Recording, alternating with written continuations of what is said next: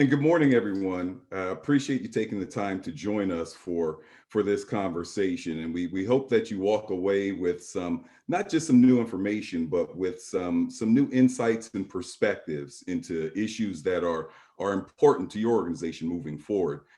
We've all faced challenges both professionally and personally, navigating the devastating impact of the coronavirus pandemic. And here we are a year later. But I would say, and I'm thankful to say that, we've seen many organizations have very successful 2020s, when measured by financial and operational indicators. So now, here in 2021, most organizations have or should be transitioning from a short-term survival mindset into a long-term, we're going to thrive as an organization mindset. And really that forms the basis for the series of conversations that we're facilitating here in 2021 and beginning here this morning. As Tara had said, how can your organization effectively leverage your people, your workplace culture, and compliance in managing risk in a manner that impacts the overall performance of your organization? So my colleagues here are going to be sharing again some information, some observations and insights through the lens of their specific areas of expertise.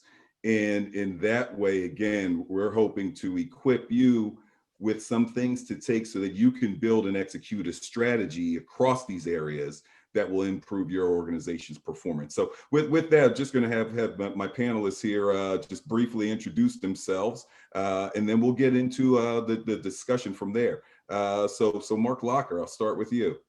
Hey, everybody. Thanks, Jeff. I appreciate it. My name is Mark Lacher. I'm a partner at a firm called Lacher. We're a second generation family-owned business.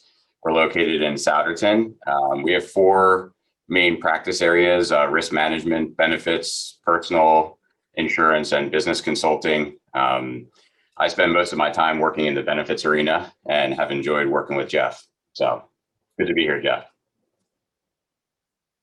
All right. Next up, colleague Milton Corsi. Milton. Hello, everybody. My name is Milton Corsi. I am the Director of Human Capital Solutions at Achieve Next. Achieve Next is a consulting firm that creates these ecosystems for growth for companies. We have two alliances: a CFO alliance where you get peer-to-peer interaction, and we have a CHRO alliance where we do the same.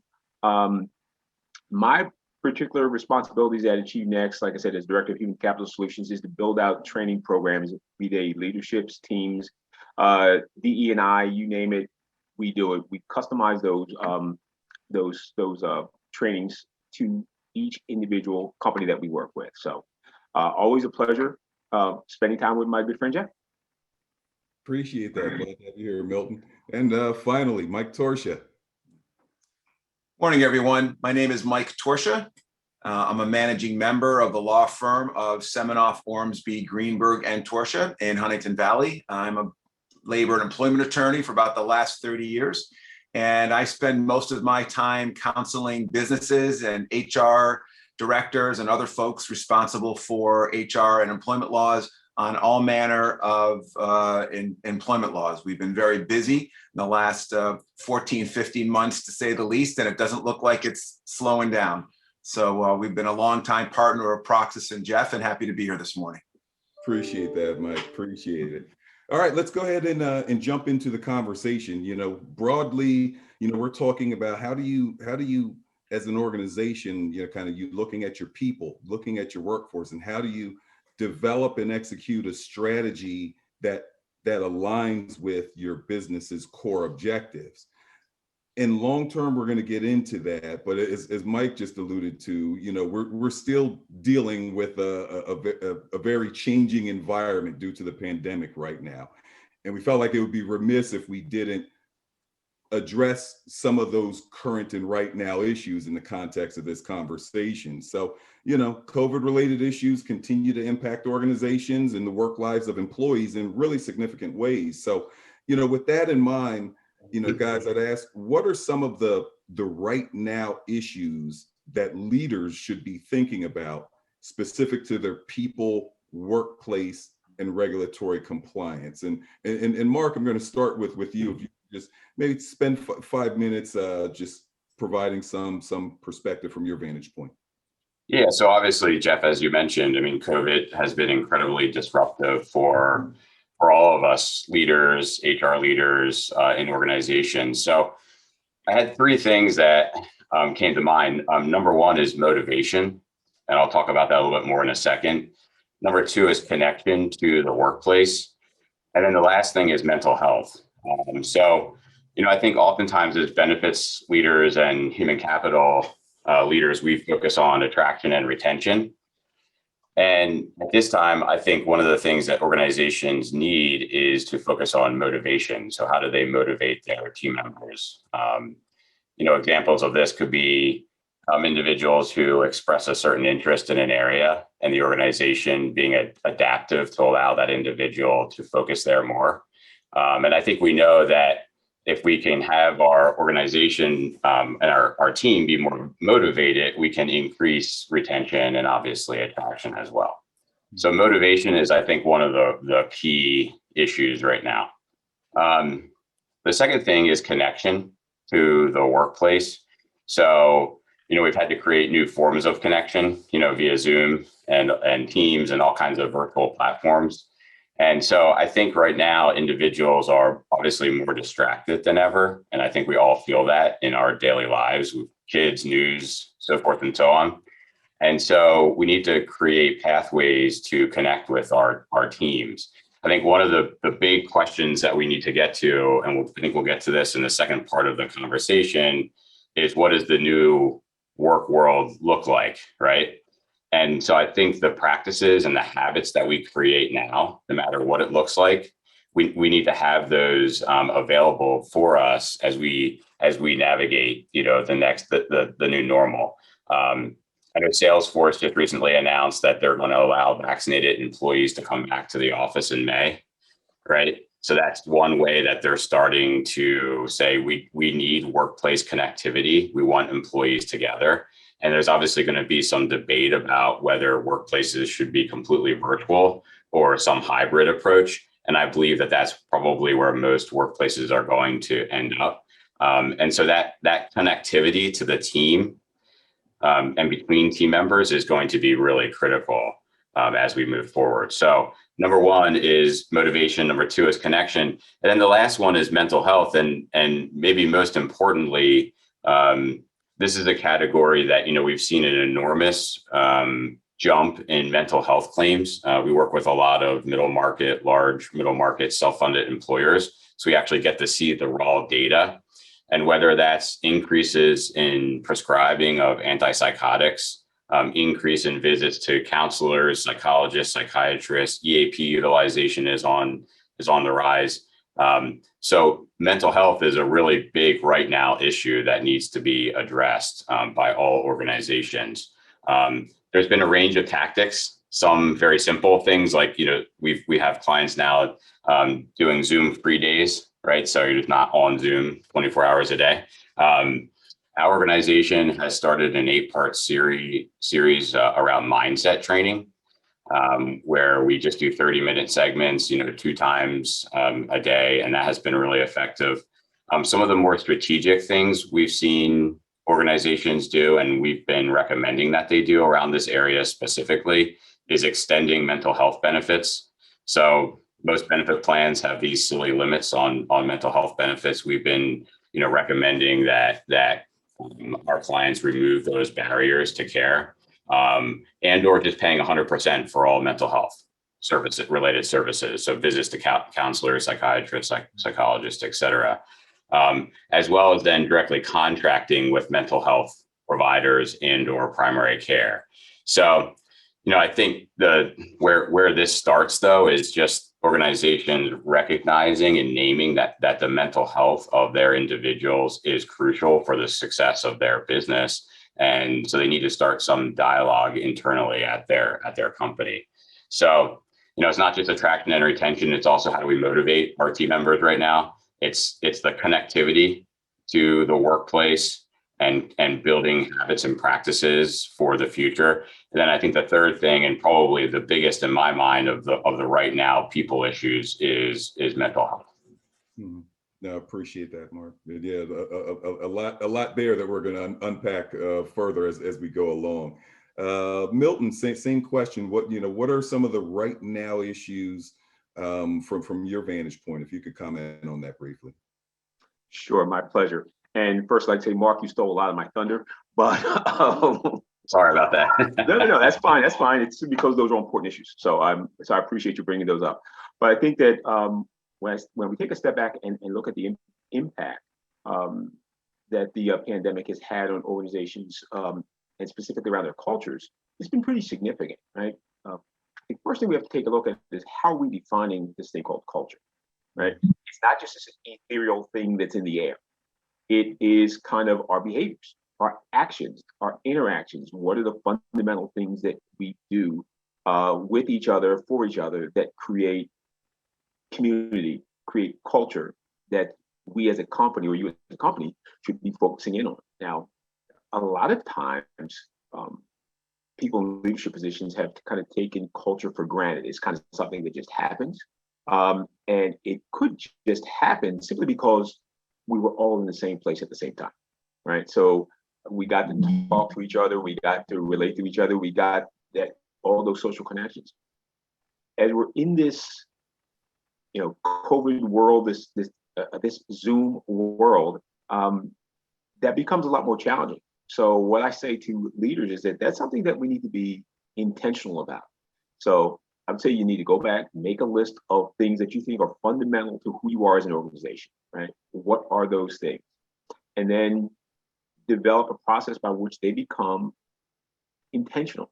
So it's not something that just happens organically in your organization. Because another thing that Mark mentioned, I think that's significant, is even though, thank goodness, it seems like we're coming out of this now, what's that new normal going to look like? I've seen, some organizations are bringing people back completely. I think that Google was saying that, at some point, everybody's got to come back. And if you don't want to come back, you have to have a good, sound, rational reason why you're not going to be coming back into the office. But we're going to see a broad array of what that looks like, right? So if we're going to have that hybrid model, right, how are we going to make that work? How are we taking the employees' needs? A couple that Mark mentioned was the idea of mental health. This has been a dramatic impact on people's mental health. It's human beings are gregarious beings by nature. And when you isolate to the degree we've been isolated over the last year, it brings challenges. And when we have people who have families and, who knows what that school system's doing? Are their kids back in school? How can we support that, right? So when we're putting together our work plans moving forward, those are things that we need to be considered. Right? How are we going to create a work plan where, let's say we're in the marketing department, we say everybody has to be into the office a couple of days a week. Are we taking into account what people's family lives are like? How can we be supportive of them so that they can take care of their children, their parents, whoever it is that they have to deal with?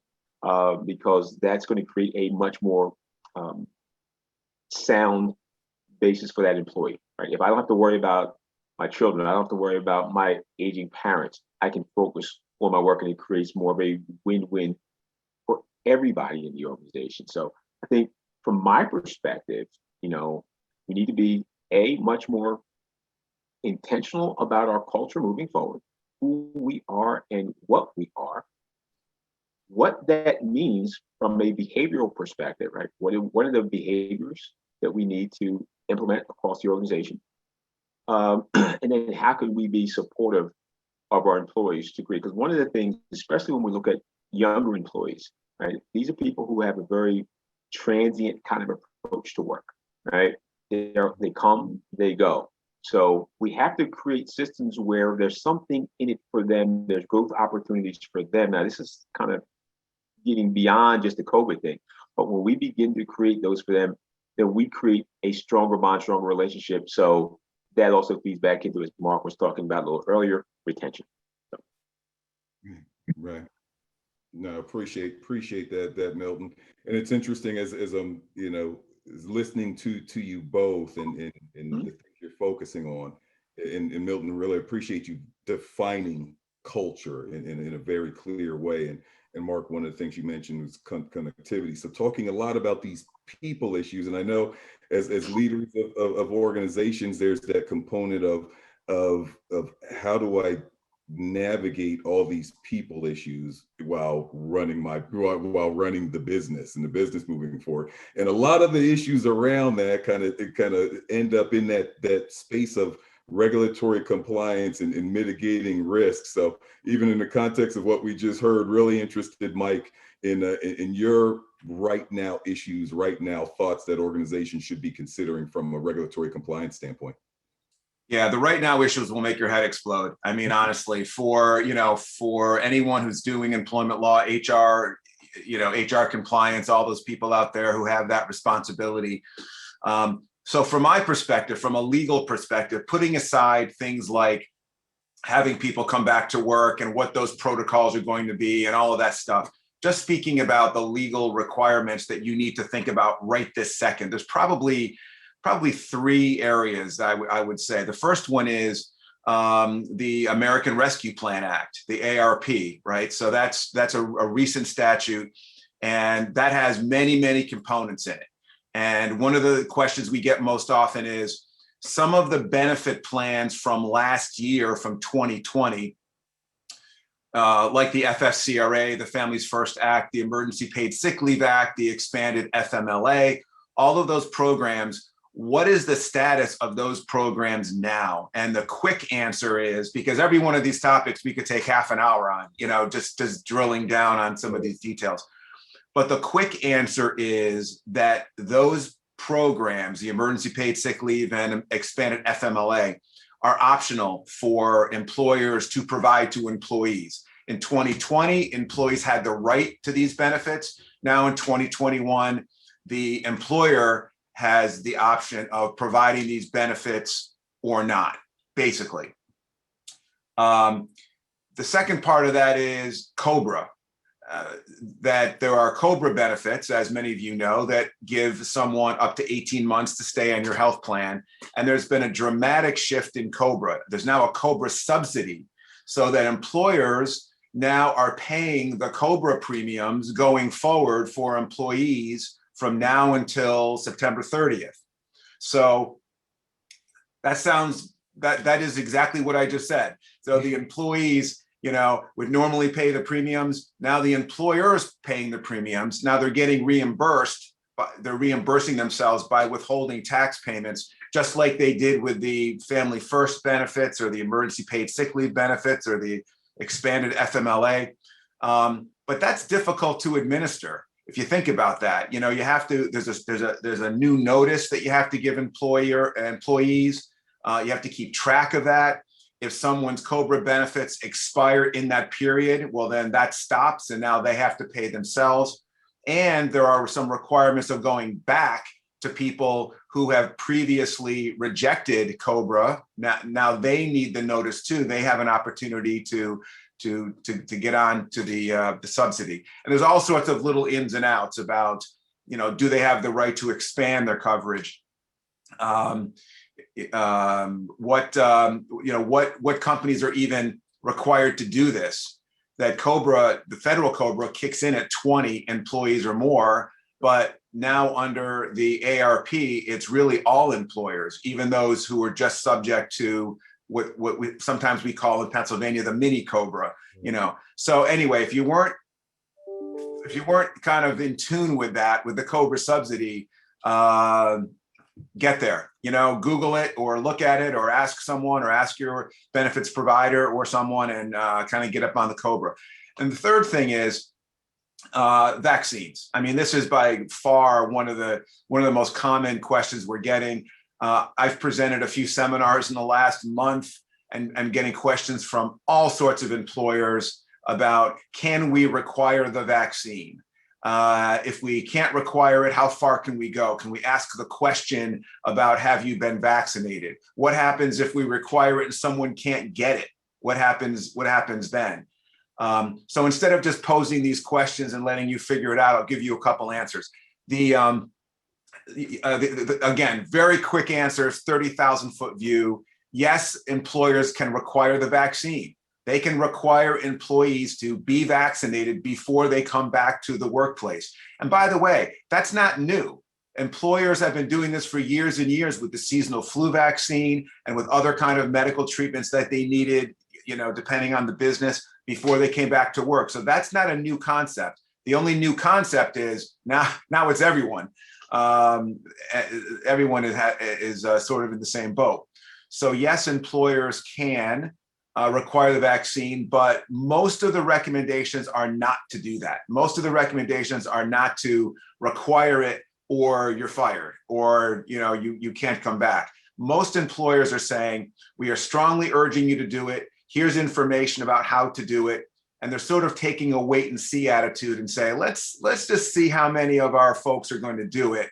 And then for those who are not vaccinated, we'll kind of address that. Yes, you can ask your employees and even require your employees to tell you whether they've been vaccinated. The EEOC has said that is not a question that crosses a line of asking about a disability or anything like that. So you can ask your people if they've been vaccinated. You can keep track and speak to them about it. Again, lots of little tricky issues there about the vaccine question, but that's it. I will mention one more thing quickly, which is not really the focus of this presentation, but there are definitely tax credits that a lot of businesses may obtain from the American Rescue Plan and even earlier, the employee retention credit being one of them, the ERC. So again, it might be worth a few minutes of just kind of Googling the employee retention credit to see if your business qualifies for that. Other than that, there are only about 24 other things, but those are the three main things that come to mind today. Got it. Thanks, Mike. And actually, I'm glad you mentioned the third one about the tax credits, because the reality is, with some of the things you mentioned previously, employers, there's an additional financial burden in subsidizing some of the things that employers are being required to do. And with all of these things that we're talking about, we are talking about improving and increasing the overall performance of your organization. And those metrics include financial metrics, but it's how do we align and leverage the people to drive the business to deliver the results that you're looking for. So all of that is very relevant. I wanted to come back to something that Mark, you raised. I think the second of the 3 points you commented on, you were talking about connection to the workplace, and this ties in a bit with some of the things you said, Milton, as well.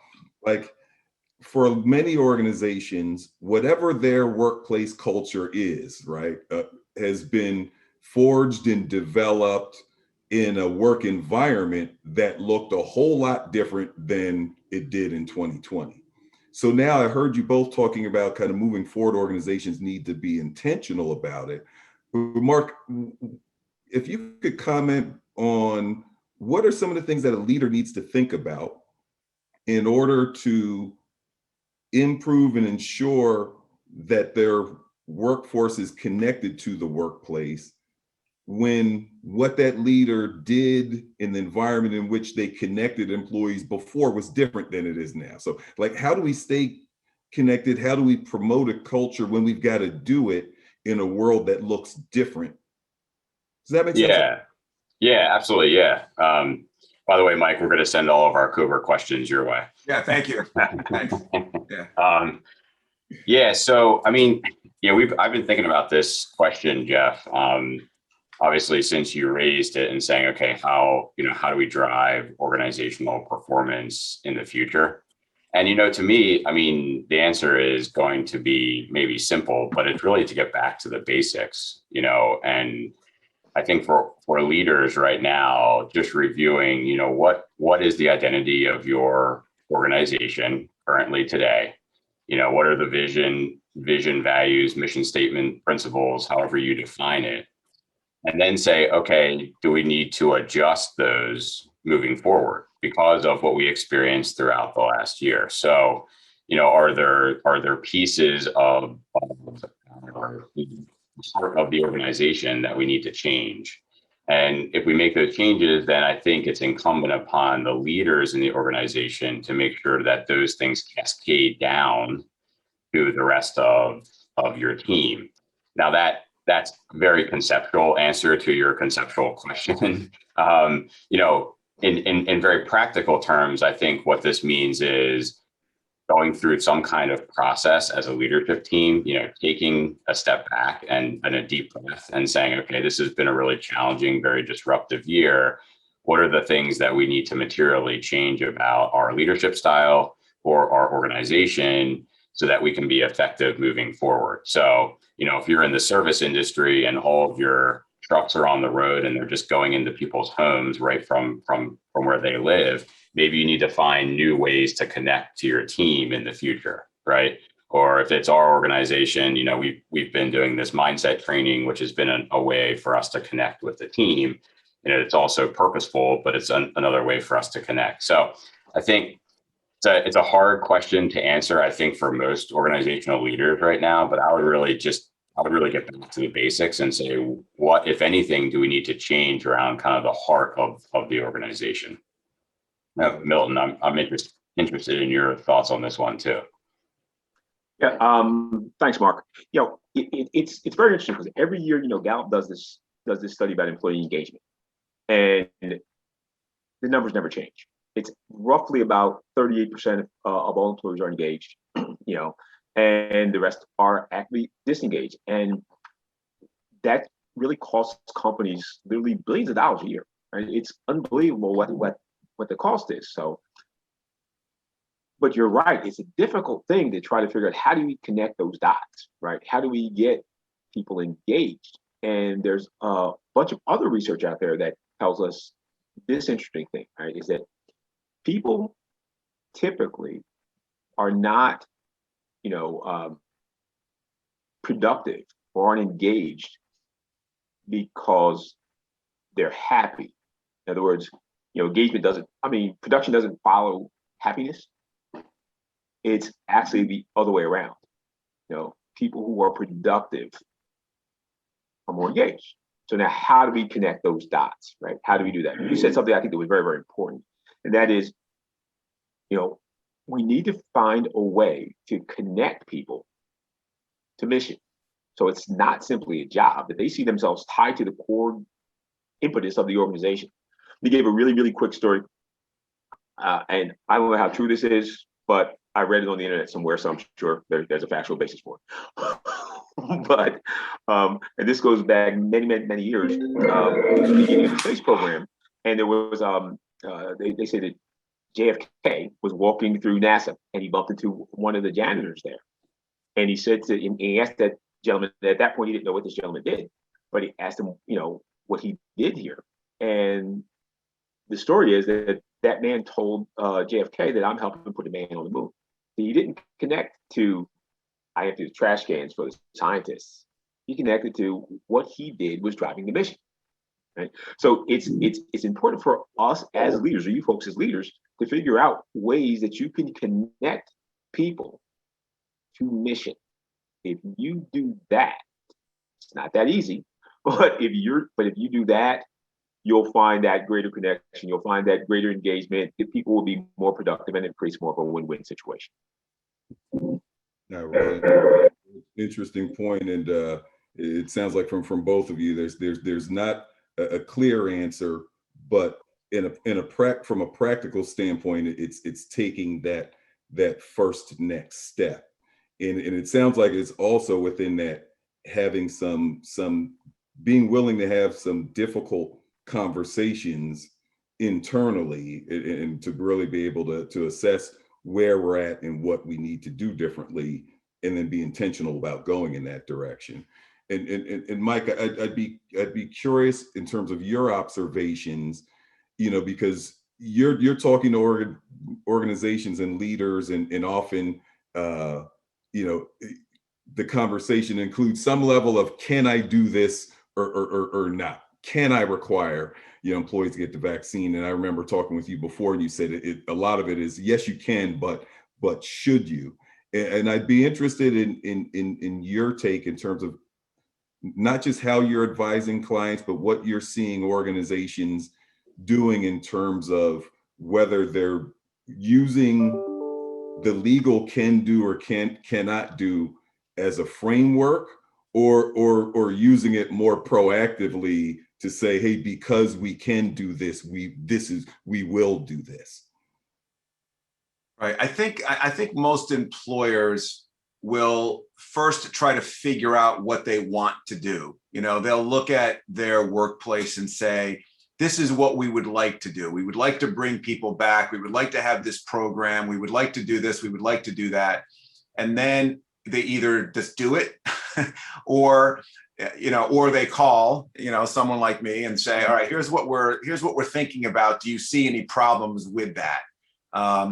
I don't think most employers let the legal principles drive, the kind of the ideas and the motivations that they have first. And most of the time, again, from our perspective, the answer is sure, go ahead. Or, you know what, go ahead, but just maybe not say that one thing. Right. And every once in a while, the answer is, wait, what did you say? No, that's a bad idea.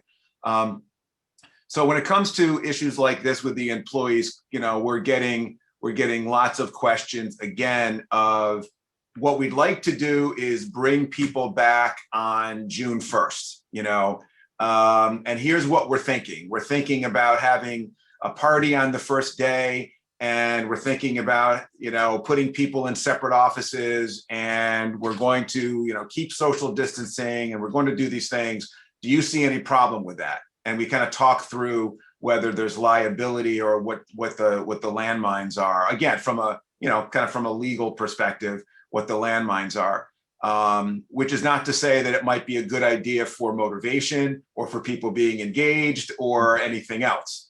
I sort of trust that to you guys.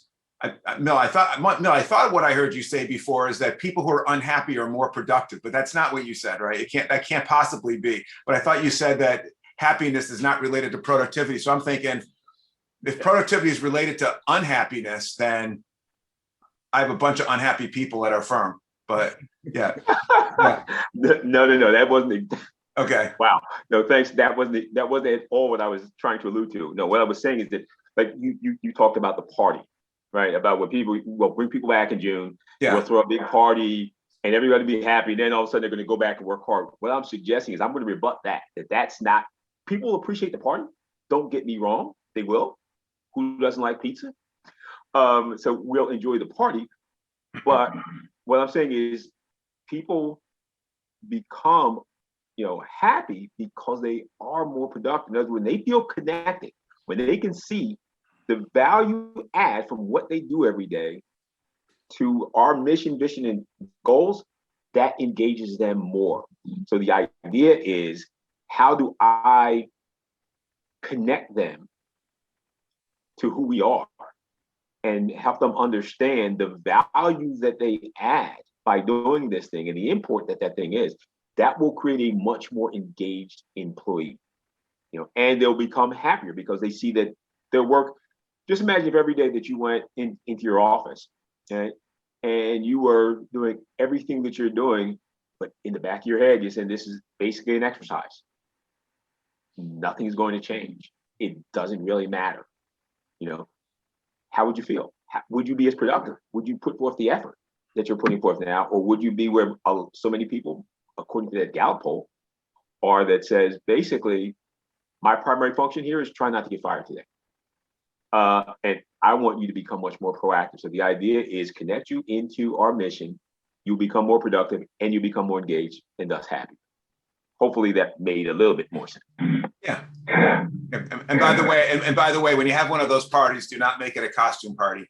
We had a client say, we're going to have a costume party in the first month. And I said, no, that's become one of the new red flag areas of employment law.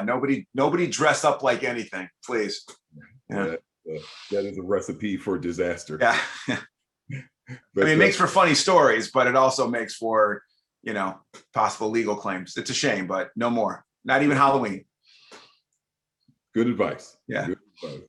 But let's kind of take this conversation and move a bit beyond, some of the today issues. And along those lines, as leaders kind of focus on developing and executing on strategies that really are geared towards driving organizational performance, what are some of the first steps that they should consider in order to really, in an intentional and purposeful way, integrate their people strategy, integrate their workplace culture, integrate a framework for regulatory compliance and risk mitigation?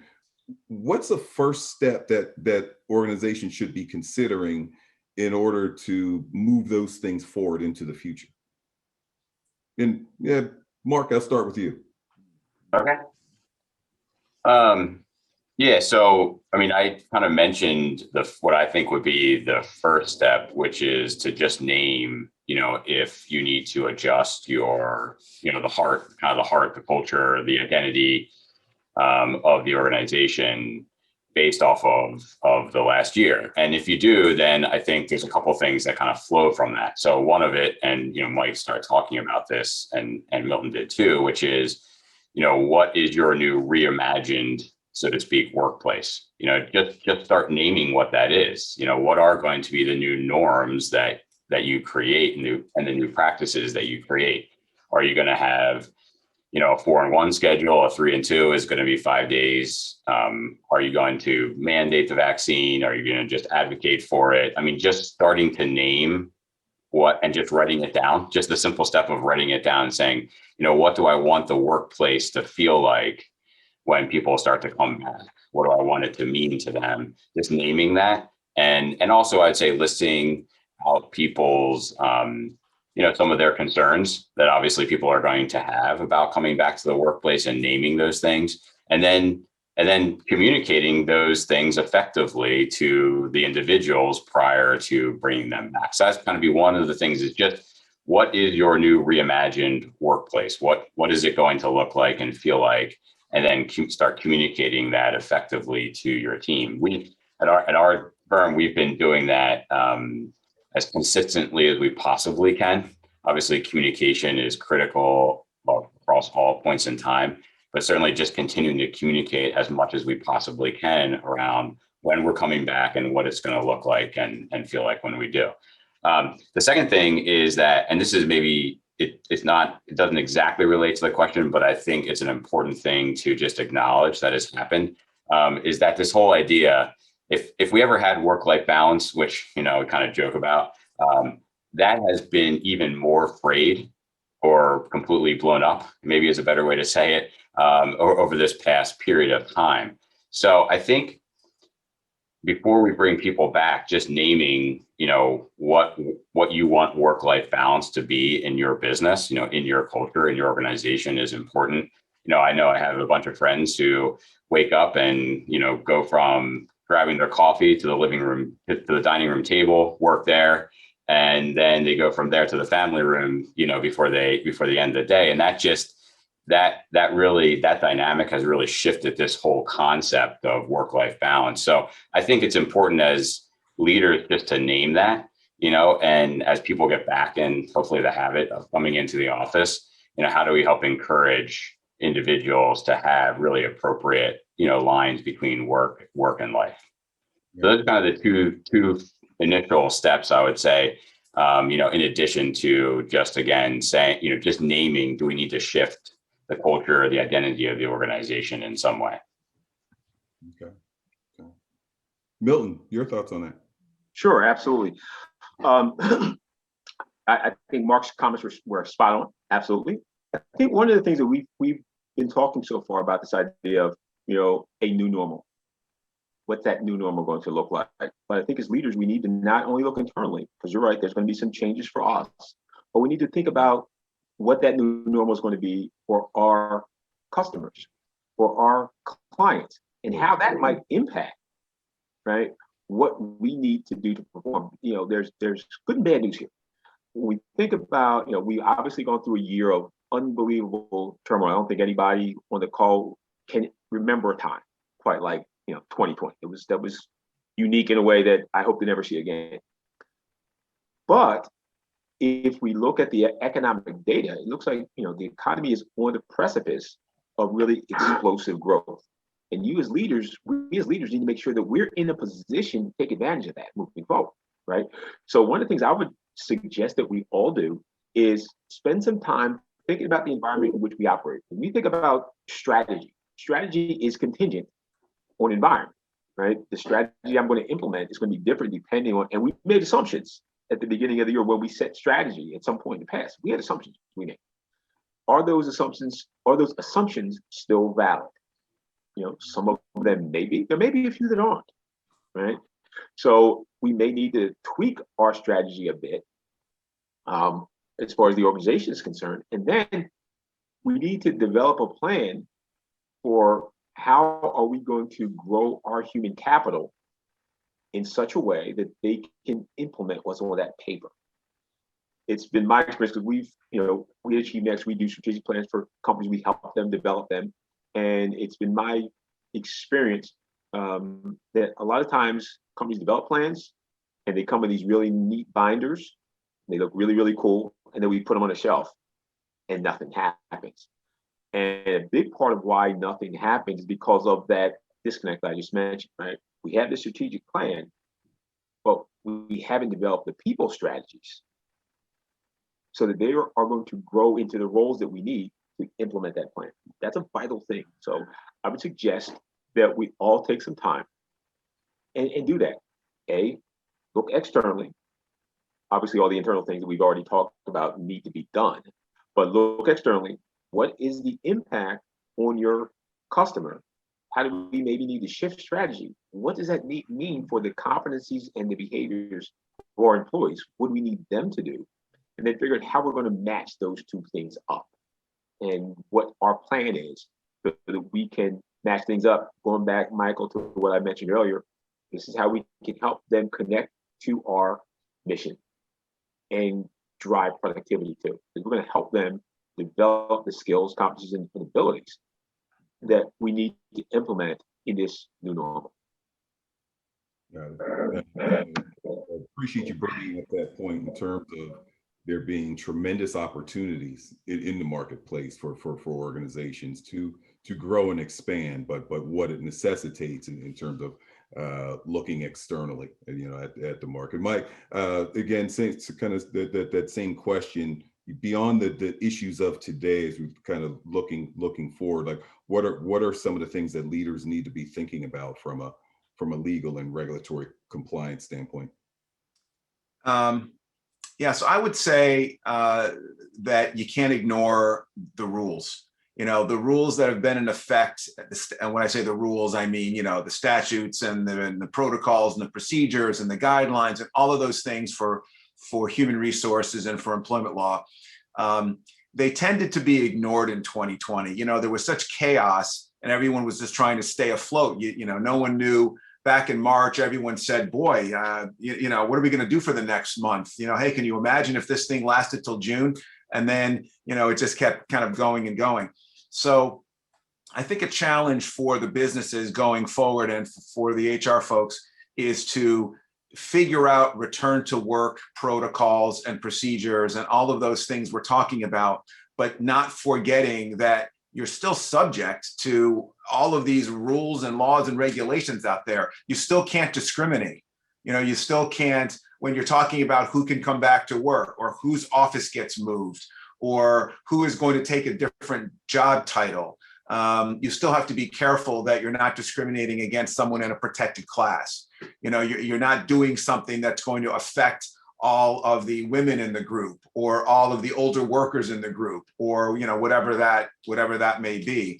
And that's very easy to do. It's very easy to make decisions that are make business sense and not take a step back and realize, wow, what does this look like if someone would come in and do that. Same it can be said for returning people to work. You may not need all of your employees. So if you're going to ask people to go part-time or stay home or lay them off, once again, just make sure you have really good business reasons for that.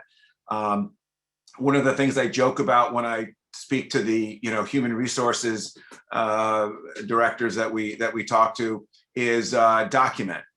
No one documents enough. And everyone is too busy and doesn't want to document discipline, or they don't want to document reasons. Why did you ask Sally to stay home, but you let Paul and Matt come into work? It looks like you did something against the woman, but maybe you didn't, because there are reasons. But document that. And when we say document, it doesn't have to be a 5-page, single-spaced report.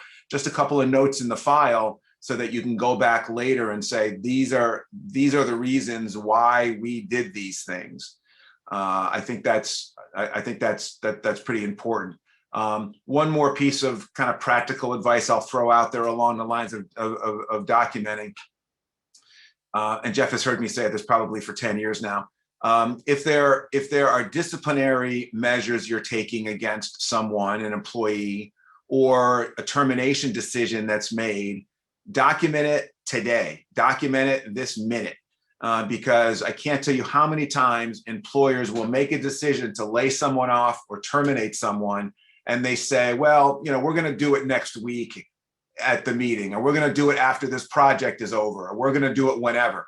And in the interim, something happens. The employee, walks into HR and says, I need an operation, or I'm pregnant, or I want to make a complaint about something. And now it seems like you're terminating them because they made the complaint, or because they're pregnant, or because they need the operation, and you have a retaliation claim. So if you document now a decision that you're going to make, in the future, send an email to yourself or something, once a year, that'll save you from probably a nasty letter from one of those lawyers representing the employees. Right. No, all good points. And it's interesting because both Milton and Mark, I've heard you both talking about being intentional and being purposeful. And then as I hear you in this context, Mike, talking about documenting things, it really does all tie together, because in order to be intentional and purposeful and then communicate consistently, you got to write things down. You have to have a framework of policies, and you have to have a framework of how it is you're going to go about taking actions. And just a comment that the moderator here will throw in, as I was listening to you, Mike, one thing that we've seen, one of the things that we've seen over the past year, is that some organizations kind of took a status quo approach to employee performance, right?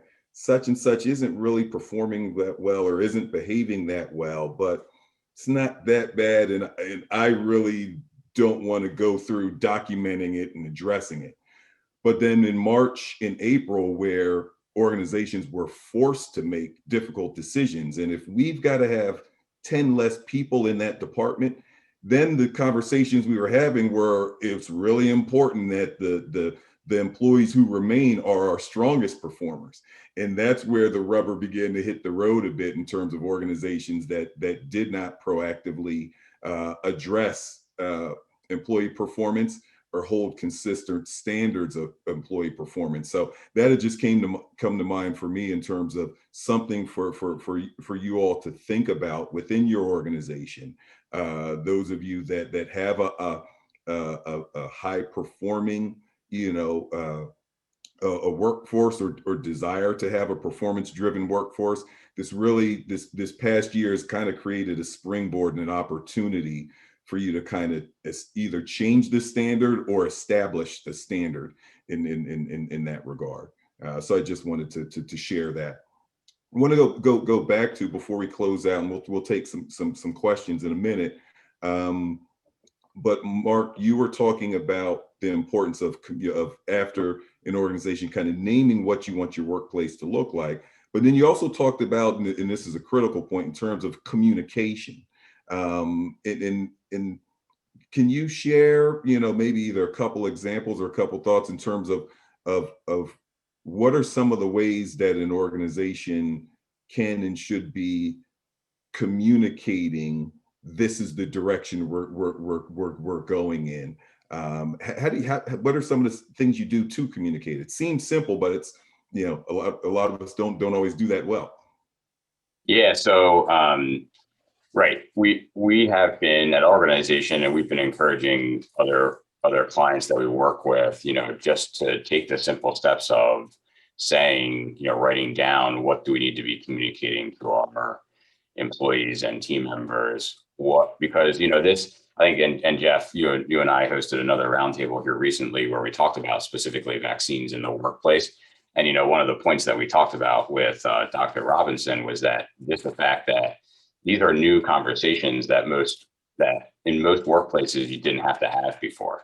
And so, that just really points back to the fact that communication is critical, right? You just cannot over communicate enough. And I don't really think there's no silver bullet here with communication. It really is just rolling up your sleeves and doing the hard work. I do think some tips that we give is certainly to use different media. I mean, we have obviously multiple generations in the workforce that are consuming all kind of content differently. So whether that's a simple video, from the executive that's 2 minutes long or 3 minutes long, or that's, writing out the bullet points, if you use Teams or other forms of social communication, internal communication with your team, documenting it there. Email is still okay, probably not the most effective form, but I think just using variable forms of communication is really critical. And then I just think rolling up your sleeves and doing the hard work. I don't think there is any, there's no easy way to communicate. You just have to do it. You just have to do the hard work. And it is hard work. I mean, I think all leaders and HR folks recognize that communication is really hard work, but it's critical to be successful. And I think especially in this, as we move to this new or reimagined workplace, it's going to be more crucial. Got it. Going to pivot here before we close out. Now we've got about 6 more minutes. Tara, do we have any questions that we want to pose to the group here? We did. We did have one question come through. Mark and Milton, I know you guys had discussed the importance of building connections kind of in, whether it's in the new environment that, we kind of all find ourselves in. So someone had, looks like Charlene had asked a question of, can you guys maybe give some concrete examples of how to build that connection, and engagement with the employees? So either one of you, any insights you could provide or any examples? Okay, I guess we're trying pizza party. Pizza party, right, Milton? Pizza party. Absolutely. Pizza party. Pepperoni. It has to be pepperoni pizza. You got me at pepperoni. But no, all jokes aside, there are a few things that we know works to create connection. And there are three different words: autonomy, mastery, and purpose. Right? Now, purpose we've already talked about as far as what our organization's mission, vision, all that kind of good stuff is. Here's why we are. This is why we exist. So us as leaders, or you as leaders, can kind of set that. But the autonomy and the mastery are something that you can give to the employee. So, in other words, one of the things that I would suggest if we do is that once we're clear on what the purpose is, where it is we're trying to go, we can ask people, depending on your role, what is it that you think, okay, you can do to help us become this, to help us drive whatever we say our vision is, our vision, mission, and goals, right? What is it that you can do? Then what skills do you need to master so that you can become proficient at doing that thing? If we have purpose, we have autonomy, right? I'm going to let you within the confines of your specific role, right? I can't say I want to, be the chief financial officer and I have no financial background. But within my framework, here's what I can do to make it better. And then, okay, we give you the ability to build that skill set up, right? Autonomy, mastery, purpose. Those are 3 fundamental rules to engagement, right? And there's a lot of research out there to back that up. I'd be more than happy to share with anybody who's interested, but those would be the 3 things I would suggest.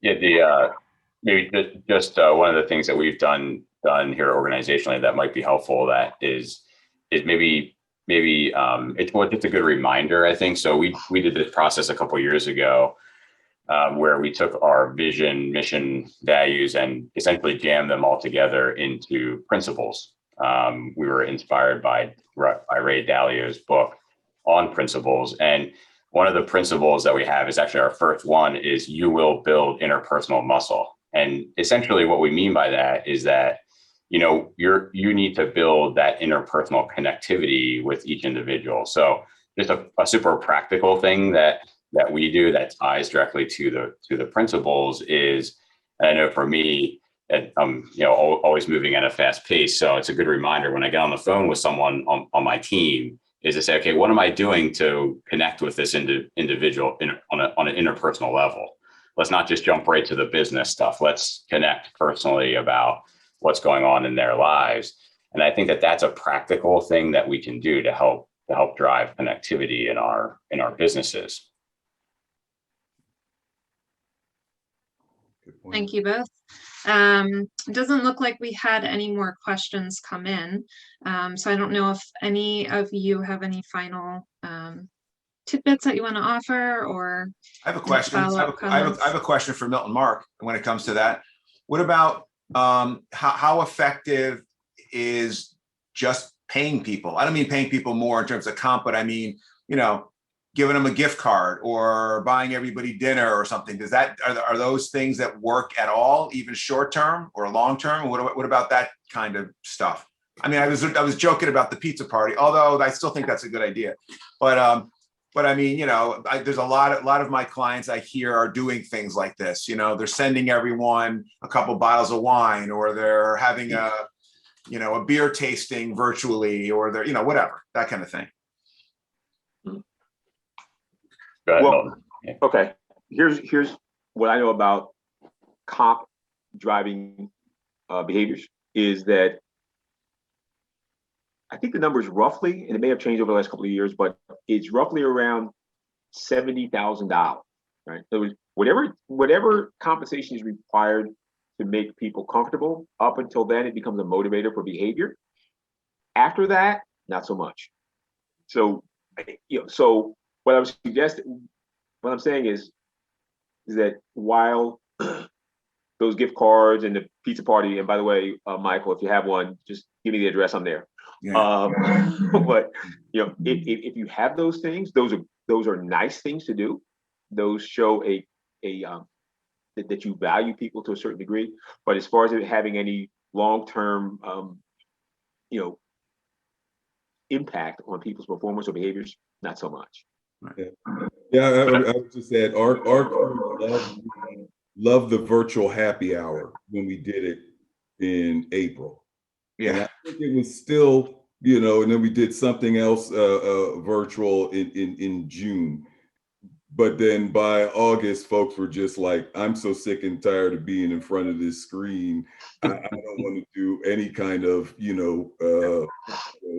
of fun stuff there. So point being, I think short term, it can be a positive boost and oh, wow, thinking of me, you appreciate it. I would say, Mike, that, and this goes back to kind of how to get people more connected, drawing in folks on the team. And when you're doing an appreciative gift card or something like that, do things that are in line with what your employees, your workforce would appreciate. And the easiest way to find that out is, again, by asking folks. So those conversations help make those things more meaningful when you do them. Plus, the conversations are connecting employees more deeply with one another as well. So that would be my comment on that. And I guess that'd be our last comment for the morning, right, Tara? Yeah. It would be, yeah. I want to thank you guys for your insight. I know that I found the conversation to be very engaging. You guys offered a lot of key insights and good tips on how to manage people, culture, and compliance as we kind of move forward in this new reality we find ourselves in. I also want to thank our attendees for joining us today. I hope that you found the conversation engaging and helpful as well.